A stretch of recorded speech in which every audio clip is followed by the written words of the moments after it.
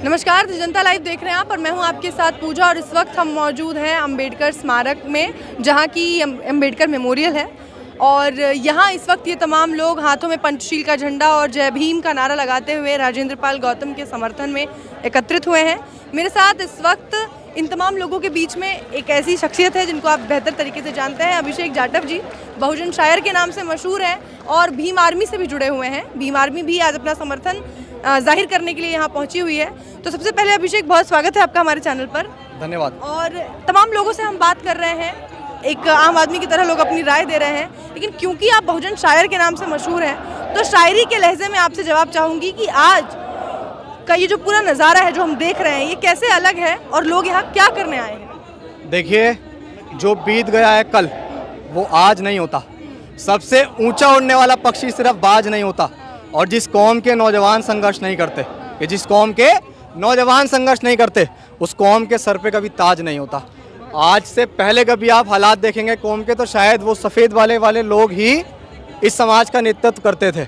लेकिन आज वर्तमान की जो परिस्थिति है कि जितने संख्या में आपको बड़े बुजुर्ग यहाँ दिखेंगे, ये बड़ी खुशी की बात है कि इतनी संख्या में हम उम्र नौजवान यहाँ पे आपको दिखेंगे। तो ये परिवर्तन है, समाज बदल रहा है और बहुत जल्द बड़ा परिवर्तन आएगा।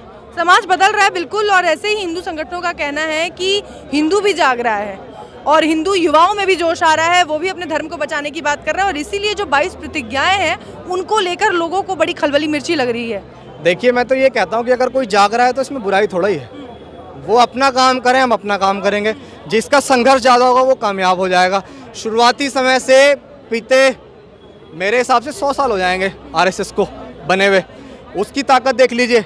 और बहुजन समाज के नौजवानों को जागे हुए बहुत कम समय हुआ, आप ये ताकत देख लीजिए। ये तो समय बताएगा कि उड़ान किसकी होगी, आसमान किसका होगा। संघर्ष तय करेगा कि जीत किसकी होगी। खाली कह देने से काम नहीं होता। आप इस भारी संख्या को देख रहे हैं, इस भारी संख्या से नींद उड़ रही होगी उन तमाम लोगों की जो ये बताते हैं कि बहुजन समाज कमज़ोर है, जो ये समझते हैं कि ये बहुजन समाज जो सदियों से पिछलग्गू रहा तो ये आज भी पिछलग्गू बना के रखेंगे। तो वो भ्रम अपने दिमाग से निकाल दे, वो भ्रम हम लोग तोड़ देंगे। अब इन राजनीतिक पार्टियों का हम क्या करेंगे, इनके बारे में आप क्या कहेंगे, जो आम आदमी पार्टी की तरह है, जो बाबा साहेब के विचारों को फैलाने का दावा करती हैं, जो कहती हैं कि हम स्कूलों में पढ़ाएंगे, स्पेशल कॉन्सेप्ट लेकर आएंगे? मेरी सबसे बड़ी बात तो ये है कि दिल्ली में इतने सारे स्कूल्स हैं, वो टाइल्स लगवाने से और वो उसमें बढ़िया से शाइनर लगवाने से स्कूल में परिवर्तन होता है, या उसमें जो शिक्षा की नीति है वो बढ़ाने से होता है? आप दिल्ली में कितने ऐसे स्कूल हैं जिसमें साइंस साइड की जो है सुविधाएं उपलब्ध हैं? मेरा सवाल है केजरीवाल जी से कि आप मुख्यमंत्री हैं दिल्ली के और आप पूरे देश में इसी एजेंडे से जो है वोट मांगते हैं कि भाई हमारी शिक्षा नीति बहुत पावरफुल है और हम बहुत अच्छी शिक्षा नीति दिल्ली के अंदर लेके आए हैं, जो लागू है, जो चल रही है। मेरा सवाल है आपसे, आप जवाब दे दीजिएगा कि दिल्ली के इतने सारे स्कूलों में से कितने स्कूलों में साइंस साइड की सुविधाएं उपलब्ध हैं, जो लैब हर स्कूल में बाबा साहेब को पढ़ाया जा रहा है। आप देखिए, बाबा साहेब की जीवनी को दिल्ली में प्रदर्शित किया गया एक लंबे समय तक के लिए, और उसके बाद अब जब ये बाबा साहेब की 22 प्रतिज्ञाओं पर विवाद हुआ है तो केजरीवाल चुप है। समाज ना भोला है, बेवकूफ़ नहीं है। अब तो हमें भी समझ आ गया है ना कि बाबा साहेब अम्बेडकर का नाम लो और समाज का वोट लूट लो। बाबा साहेब अम्बेडकर के नाम से हम वो बड़ी वो करवा दें और वोट लूट लो। समाज बेवकूफ़ नहीं है, अब वोट इस तरह नहीं देगा। बात देख लीजिए ना, हम तो जब समझते हैं कि आप बाबा साहेब अम्बेडकर के, देखिए ये विरोध जो हो रहा है ना, ये विरोध राजेंद्र पाल गौतम जी का थोड़ा ही हो रहा है, ये विरोध तो बाबा साहेब अम्बेडकर का हो रहा है, क्योंकि प्रतिज्ञाएं तो बाबा साहेब अम्बेडकर ने ली थी। ये तो राजेंद्र पाल गौतम जी और तमाम लोगों ने दिल्ली के रानी झांसी रोड में दोहराई थी। तो विरोध तो ये जाने अनजाने में राजेंद्र पाल गौतम जी को तो आगे किया जाए, टारगेट तो बाबा साहेब अम्बेडकर का है। वो 22 प्रतिज्ञाओं में बुराई क्या थी भाई? इस देश में जो है वो फंडामेंटल राइट है कि हम अपने हिसाब से किसी भी धर्म को चुन सकते हैं। ये हमारी अपनी निजी वो है कि हम किसी भी धर्म का प्रचार प्रसार कर सकते हैं। इससे किसी और को मिर्ची क्यों लग रही है? लेकिन ये विरोध कैसा है?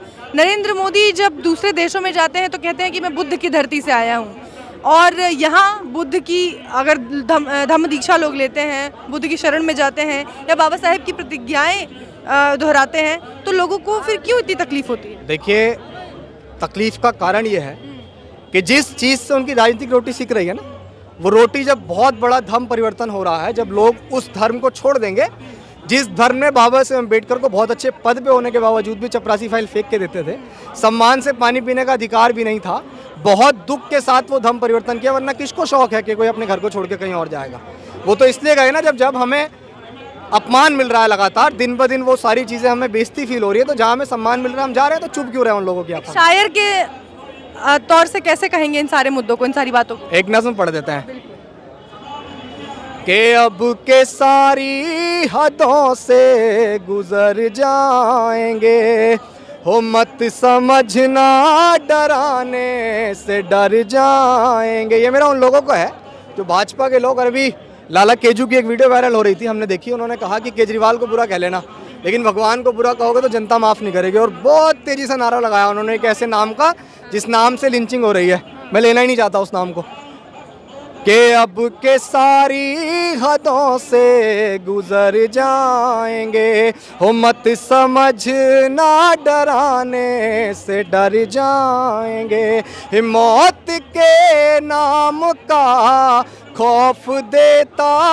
है क्यों, मौत जिस रोज़ आएगी मर जाएंगे। कि मुझको जालिम का तरफदार नहीं लिख सकते, कम से कम वो मुझे लाचार नहीं लिख सकते, और जान हथेली पर लिए जो बोल रहा हूँ सच, उसे इस देश के बिकाऊ अखबार नहीं लिख सकते। धन्यवाद, बहुत शुक्रिया। और आरएसएस के उन युवाओं के लिए और हिंदू धर्म संगठनों से जुड़े हुए जो लोग हैं जिन्होंने इन 22 प्रतिज्ञाओं के खिलाफ जो आवाज़ है वो उठाई, उनके लिए क्या कुछ कहेगा एक शायर? उनके लिए एक शायर सिर्फ इतना कहेगा कि आप अभी नॉन एजुकेट हैं, आपको पढ़ना पड़ेगा। जब आप पढ़ेंगे कि जिसके हिसाब से पूरा देश चल रहा है वो संविधान, मैंने कहा अभी भी कि ये अनुच्छेद नहीं है, फंडामेंटल राइट है, जो मौलिक अधिकार है ये वो है, और इससे तो हमें कोई कानून भी नहीं रोक सकता है। तो जो बाबा साहेब अम्बेडकर ने किया, अगर उनका किया गलत है तो उस गलत को हम एक बार नहीं 1 लाख बार करेंगे।